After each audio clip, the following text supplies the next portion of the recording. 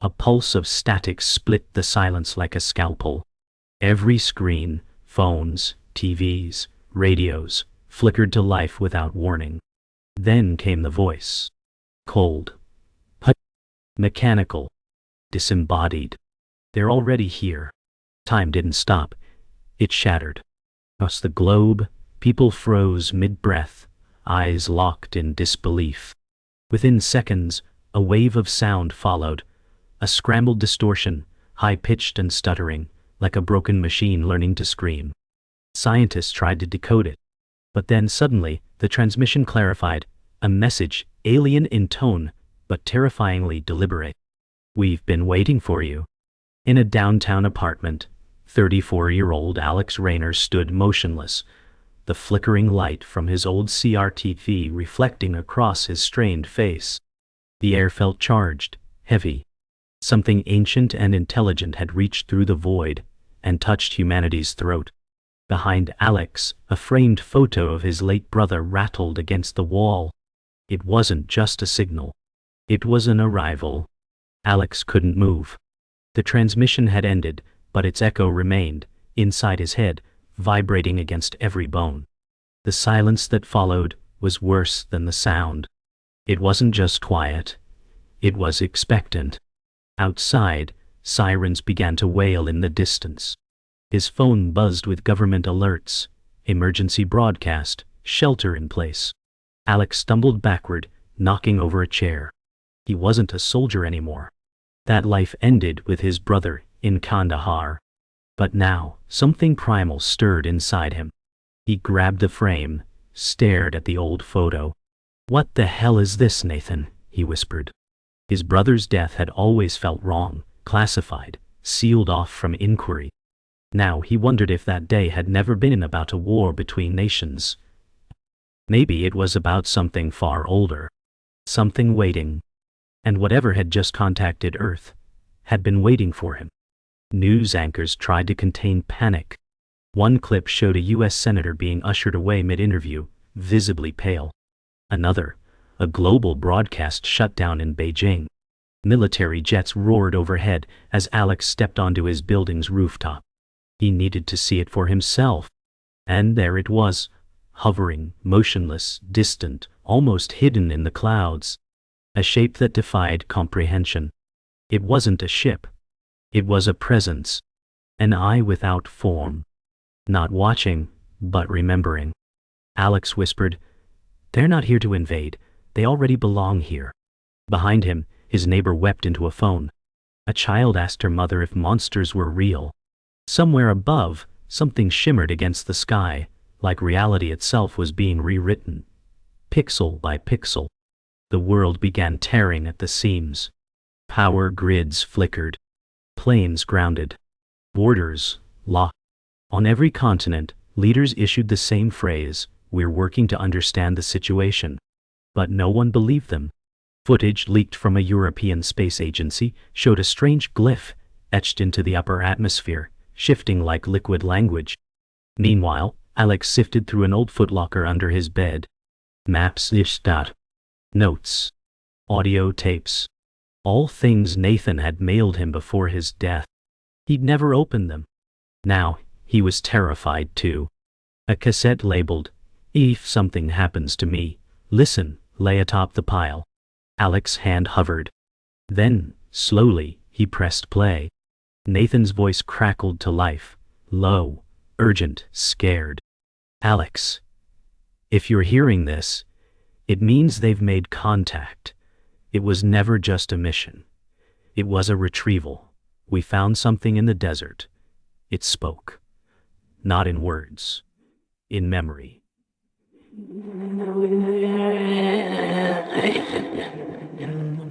Alex's throat tightened. We weren't alone. Not then. Not now.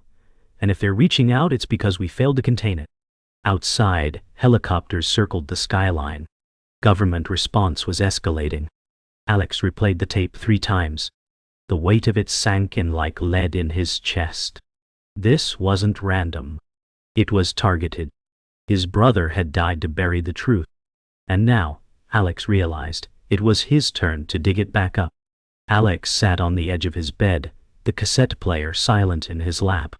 The room felt colder now, like the voice of his dead brother had pulled a curtain back on something too massive to grasp.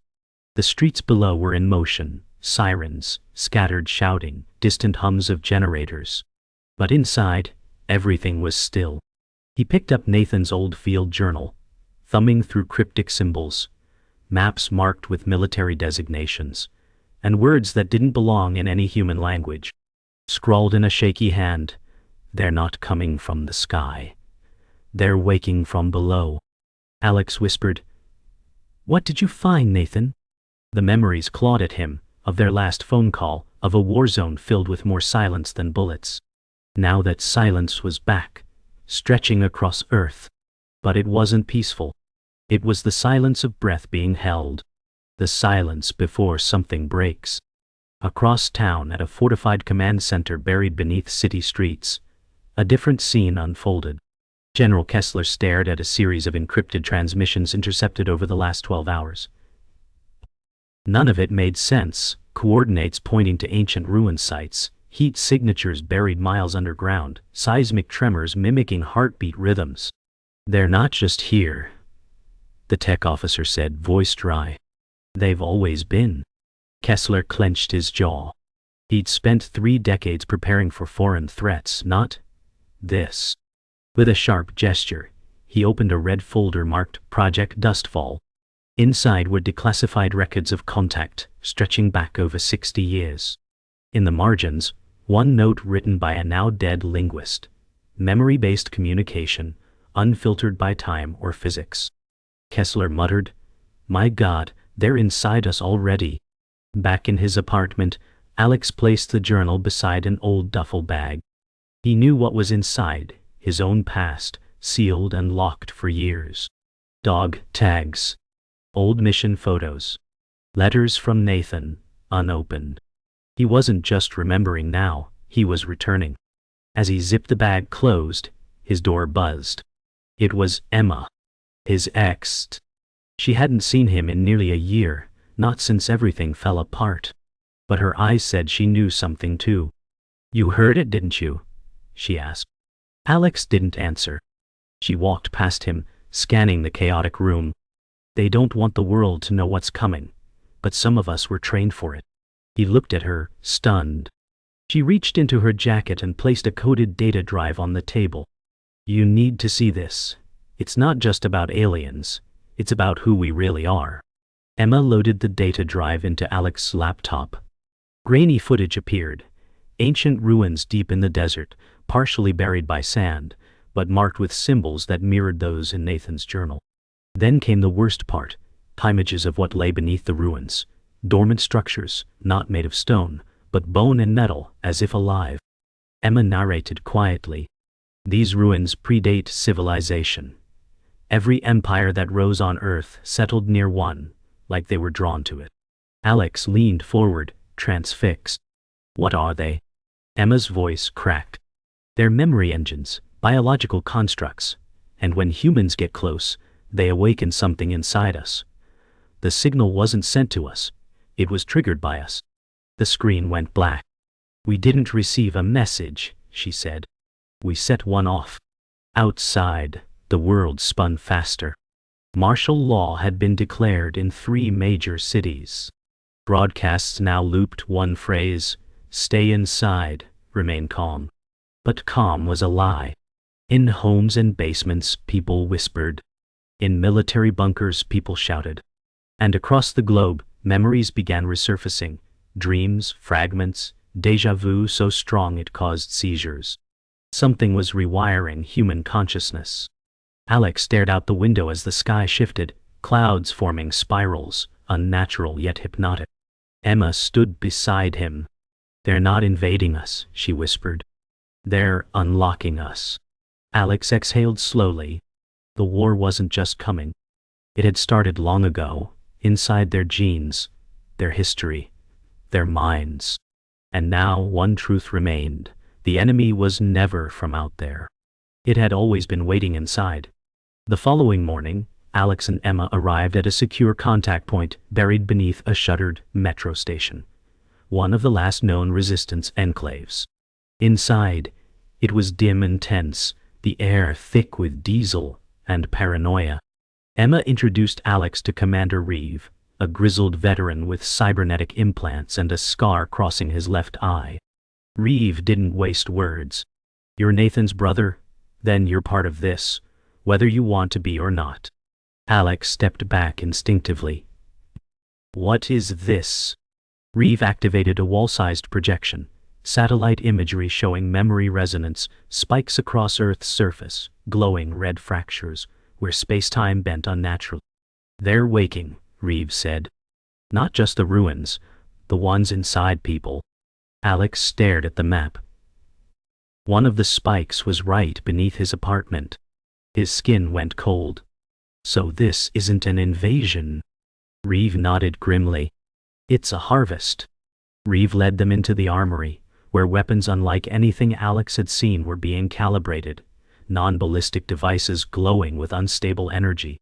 "Reverse engineered from what we found beneath Jerusalem in '87, Reeve explained.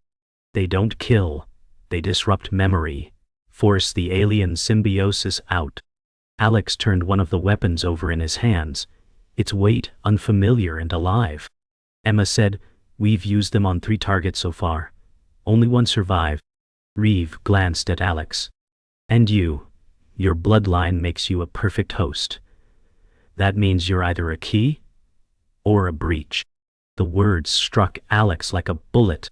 "Nathan knew," he whispered. Emma nodded. "He died protecting that secret."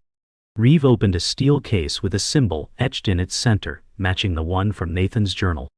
"If we're going to win this," he said, "we have to go where it all started." Later that night, as the group camped in an abandoned metro tunnel, Alex sat alone beneath the flickering bulb of a maintenance station. He played the last few seconds of Nathan's tape again, the part he'd avoided. "Alex, you're stronger than I was. If they get inside you, fight it. Use what's buried in your mind. You'll know when." Alex's hands trembled. Emma approached, sitting quietly beside him. "You blame yourself for his death," she said softly. "But he made his choice, and he gave you the only weapon that matters, knowledge." Alex looked at her. "What if I'm already infected?" Emma met his eyes without flinching. "Then fight harder than anyone ever has." For the first time, he saw not the Emma he used to love, but a soldier. And in that reflection, he saw what he had to become.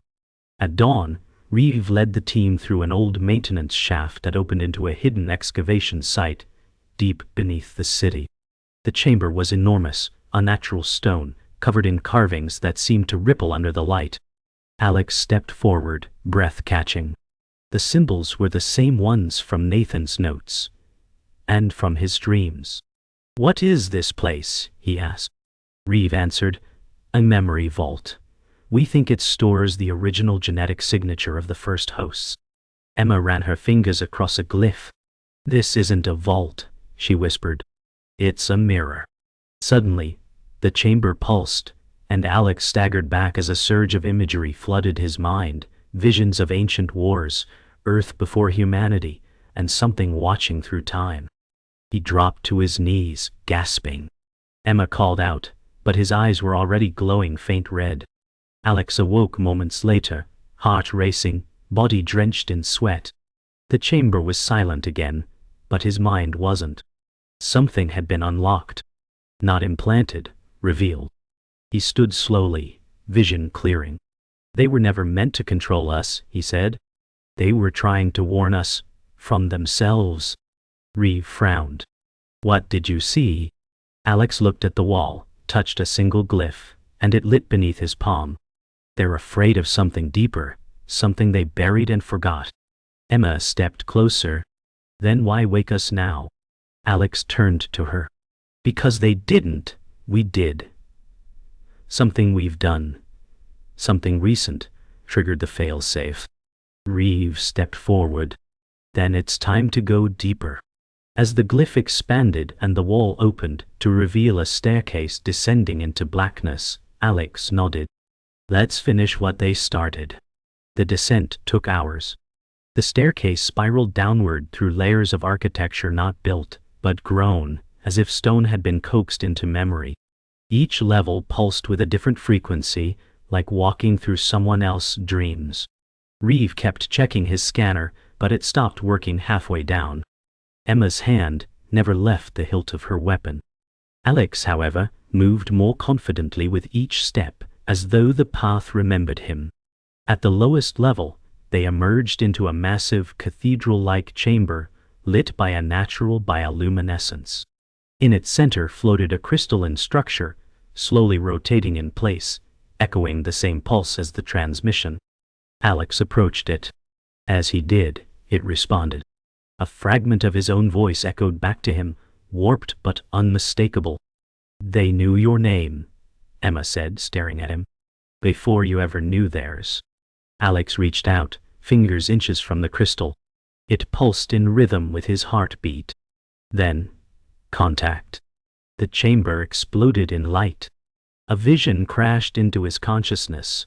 Ancient humans kneeling before towering beings not in worship but in communication. The aliens hadn't invaded Earth. They had seeded it, altering DNA, building civilizations, then vanishing when their own war fractured reality. Alex saw bloodlines mapped out like constellations. At the center, his family name. "We're not descendants," he muttered. "We're containment units." Emma pulled him back, but his eyes remained locked on the crystal. "They embedded parts of themselves in us," he said, "and built memory vaults as locks. Our history was never ours. It was theirs, rewritten and looped."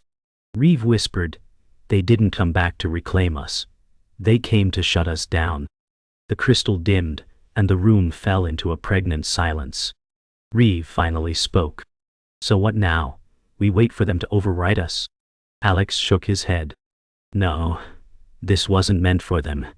It's a warning system, meant to prevent something worse from escaping." He walked to a recessed terminal embedded in the wall. It activated with his touch. "There's something else buried here, something they were afraid of." Emma frowned. "You're saying they had an enemy?" Alex nodded slowly. "A parasite they couldn't kill, only imprison. And they did it inside the only thing capable of remembering without limit. Us." Reeve turned sharply. "That makes us a time bomb." "No," Alex replied, scanning the glyphs. "We're the firewall." The system began to hum again, no longer pulsing fear, but something else. "A test. A choice." Reeve paced. "You're asking me to believe we've been carrying a prison in our heads for generations." Emma stepped forward. "Not a prison. A vault. And Alex is the key." Alex turned from the console. "We have two options. Run, and let them try to purge us by force, or use the connection I've unlocked to rewrite the code. Set the firewall to contain what's coming." Reeve grunted. "And if you're wrong?" Alex didn't hesitate. "Then, everything ends anyway." A sudden tremor rippled through the chamber. The ceiling cracked. Dust fell. Emma raised her weapon. "They know we're here." From above, echoes of something descending reverberated through the stone. Mechanical but alive. Alex stepped into the center of the crystal's pulse field. "Then we rewrite the memory. Right here, right now." From the darkness above, they came, not soldiers, not ships, but memory constructs, humanoid forms stitched together from time itself, flickering in and out of visibility. Reeve opened fire, but the bullets passed through them like smoke. "They're not real," Alex shouted. "They're projections, manifestations of corrupted data." Emma threw him a glare. "Then clean the data." Alex focused. The crystal responded to his thoughts, forming a neural bridge that connected back into his mind. Pain lanced through him, but he held steady. Within seconds, the constructs froze, paused mid-motion like broken code. Alex whispered a phrase he didn't understand in any language he knew, and the chamber pulsed one final time.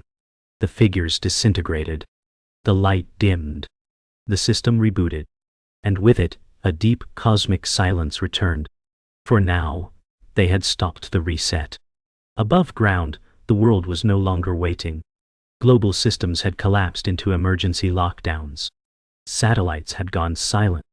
In the absence of control, panic flourished. Across continents, individuals reported seizures, hallucinations, and spontaneous memories of lives never lived. As governments scrambled to manage the chaos, underground, Alex stood in the aftermath of the pulse, reeling from what he had just done. "You stabilized it," Emma said, her voice a mix of awe and terror. Reeves stared at Alex. "You just hardwired yourself into the system." Alex nodded slowly. "I had to. If I pull away now, everything unravels." A heavy silence followed. They had delayed the collapse, but only by binding Alex to the ancient network. His mind wasn't just his own anymore. Somewhere in that link, something was watching through him. Something still locked, but not for long. They ascended from the vault through a secondary passage, emerging into the ruins of an ancient temple hidden beneath an abandoned city block.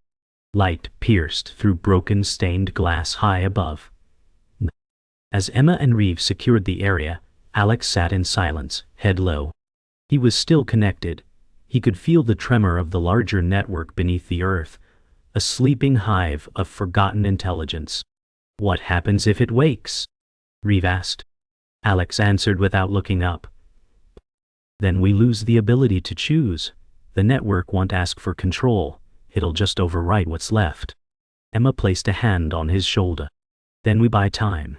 We find a weapon that's not memory." Reeve replied, "We don't need to match them in knowledge, we need to outmatch them in will." Alex looked up. "And in that case, I need to show you something Nathan left behind." They regrouped inside a hidden safe house, one of Nathan's last field stations, buried beneath an old radio tower. Inside, among scattered notes and relics, Alex revealed a sealed crate with biometric locks. "Nathan said this would only open for me." As his hand touched the pad, it clicked open with a slow, mechanical hiss. Inside, an archaic weapon, unlike any other. Sleek, heavy, mechanical, yet humming with unnatural resonance. A Gatling gun, but not made from this century. "He called it the fallback," Alex said. Emma raised an eyebrow. "It's ancient." Reeve leaned in. "That's not human design." The markings across its barrel matched those found in the vault. A weapon forged by the same architects who seeded the memory systems. Alex whispered, "It was never meant for aliens. It was meant for us, in case we became the threat." That night, they debated its use. "You think this can stop what's coming?" Emma asked. Alex shook his head. "It won't stop the memory system, but it can target its anchors, cut the connection." Reeve paced. "What happens to you if we do that?" Alex hesitated. "If I'm still connected, I go down with it." The room fell into silence. Emma stepped forward. "There's got to be another way." But they all knew the truth, there wasn't. The connection inside Alex was stabilizing now. The longer it ran, the harder it would be to sever. Eventually, it would become him. "We'll find the anchors," Reeve said. "All of them." Alex nodded. "Then we hit them, fast and loud, before the system adapts, before I disappear." Outside, storm clouds gathered, laced with unnatural static. The sky was changing again. They moved at dawn. Using Nathan's last coordinates, they mapped 5 anchor points across the region, sites where memory convergence peaked. Their mission: sever each one before the system completed its rewrite. As they prepared, Alex slung the ancient weapon across his back. It felt impossibly heavy, not from weight, but from history. Reeve loaded gear. "This thing rips through psychic fields. It's not just tech, it's ritual." Emma handed Alex a headset. "We're going in dark. Once we hit the first site, the system will strike back." Alex looked at them both. "Then we don't give it the chance." He turned toward the rising light, where the horizon shimmered with unreality. The world was slipping, time folding on itself. But Alex had clarity now. This was not a war of domination. It was a war of memory. And the Gatling gun was humanity's refusal to forget who we were. The first anchor point was beneath a collapsed research station, hidden within the skeleton of a mountain ridge. As the team approached on foot, the air thickened, charged with static, like reality was straining. The terrain twisted unnaturally, rocks pulsing with faint red veins. Emma adjusted her scope. There's movement ahead, but nothing's casting shadows. Alex raised the Gatling gun, its barrel already humming with reactive energy. Reeve muttered, "Let's get this done before we end up ghosts too."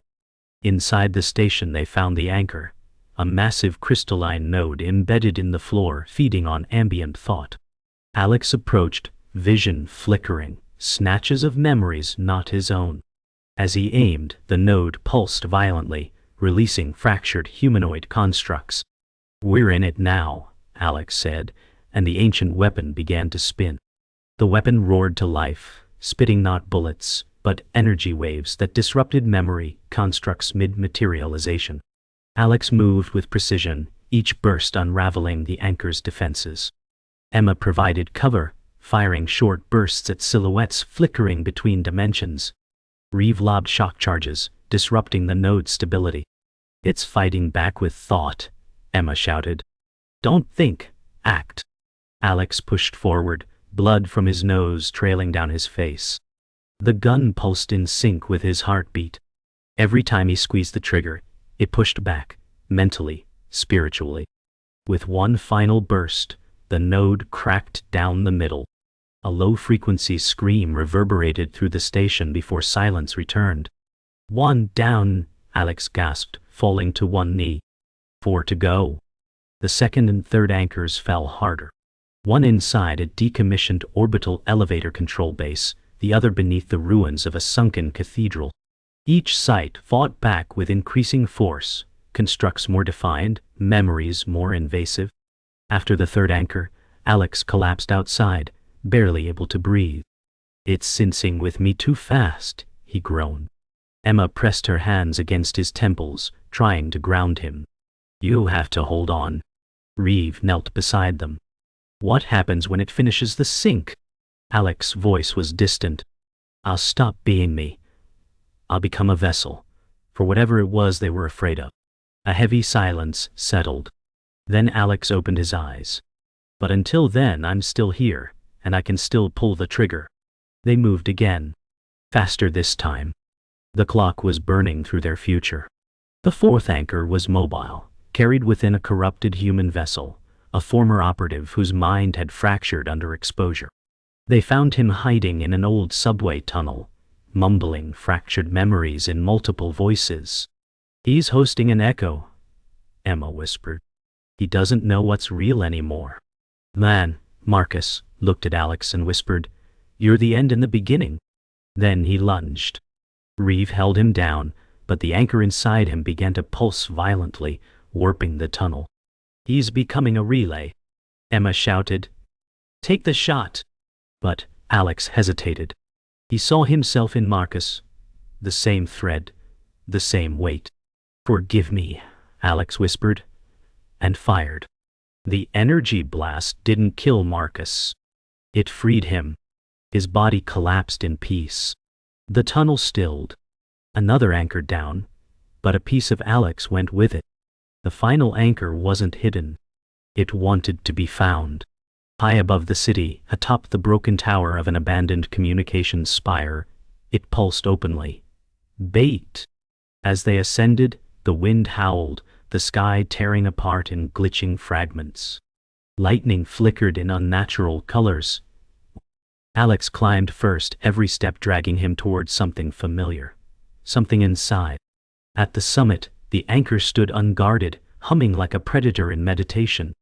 Emma shouted over the wind, "Alex, are you still in there?" He turned, eyes glowing faint red. "I don't know," he said honestly. Then, raising the weapon, he aimed. "But I know what needs to happen." The Gatling gun spun up, now fused to him, man-in-memory weapon. The final shot rang out. A blinding white pulse cracked the sky. The anchor shattered. And in its place, only silence. The city was quiet now. No transmissions. No flickering sky. The silence was real. And it was terrifying. Alex stood at the edge of the ruined tower, staring down at a world reborn in aftermath. Emma and Reeve emerged behind him, battered, bleeding, but alive. "We did it," she said. Alex didn't respond. His skin still shimmered faintly, residual memory threads pulsing along his veins. "It's not over," he whispered. "We only severed the anchors. The system is still alive. Just reset." Reeve grunted.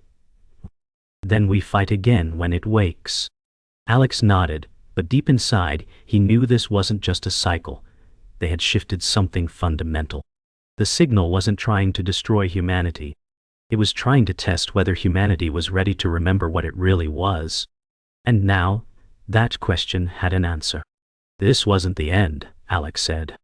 "It was an opening." In the days that followed, the world staggered forward. Communications returned, but not trust. Across the globe, people reported shared dreams, synchronicities, and flashes of memory from lives that weren't theirs.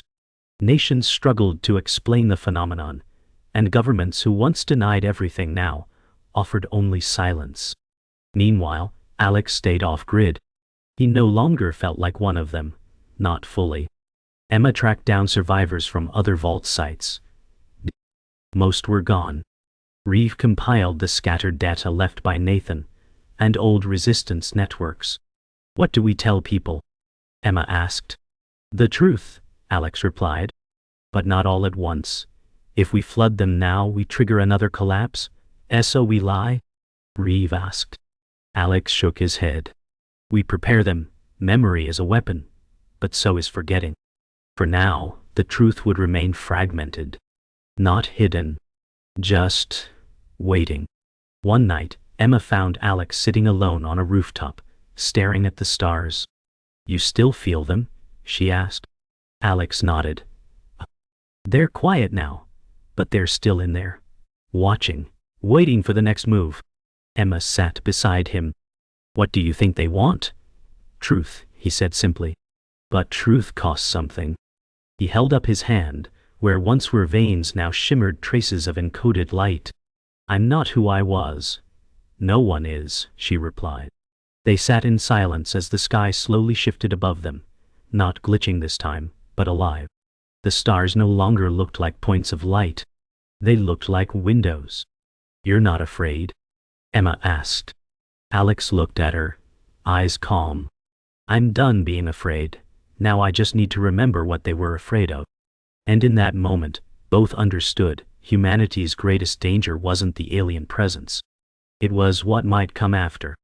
Reeve left the group a few days later. He said goodbye with a nod and a single phrase, "Call me when the real war starts." Emma watched him disappear down a long highway alone. "He knows something," she said. Alex didn't answer. He was holding a tablet, reviewing one of Nathan's encrypted final logs. It contained a list of locations, none on Earth. Lunar vaults. Martian outposts. Coordinates tagged with a single glyph. Unstable. "They left more than memories," Alex murmured. "They left exits." Emma looked at him. "You're not planning on staying, are you?" He met her gaze. "If this was just the warning, then what's coming won't stop here." Outside, the sky shimmered faintly once more. Alex turned the screen off. They thought humanity wouldn't survive the truth, but they were wrong. "We're just getting started." Later that week, Alex stood alone in the ruins of the transmission vault, the place where it all began. The crystal was gone, the glyphs dimmed, but the silence still buzzed with tension. He stared into the dark tunnel beyond the chamber, where ancient systems still pulsed beneath Earth's skin. "The truth has a price," he whispered. "But so does silence." As he turned to leave, a faint hum returned. Not loud. Not angry. Just present. He paused. A memory not his own flickered behind his eyes. A world lost, a war unresolved, a voice he hadn't heard before. The next gate is ready, it said. Alex didn't flinch. He stepped into the dark, the Gatling gun across his back, and vanished into shadow. Above him, the world spun quietly, unchanged on the surface, but no longer blind. The story wasn't over. It had only just begun.